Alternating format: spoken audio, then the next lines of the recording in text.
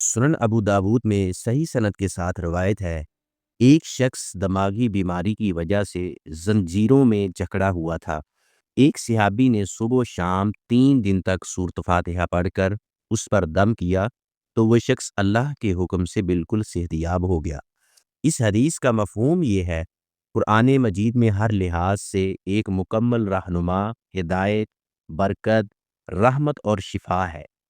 ایک شخص کو دماغی بیماری کی وجہ سے اس کے گھر والوں نے زنجیروں کے ساتھ باندھا ہوا تھا، تو صحابی نے 3 دن تک صبح و شام سورۃ فاتحہ پڑھ کر اس کے سر پر تھوک کی ہلکی سی پھوار ڈالتے رہے تو وہ شخص بالکل صحیح ہو گیا۔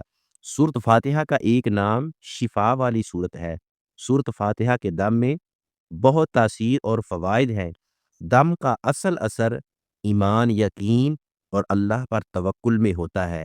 یہ علاج روحانی ہونے کے ساتھ ساتھ انسان کے دل و دماغ پر بھی سکون طاری کرتا ہے۔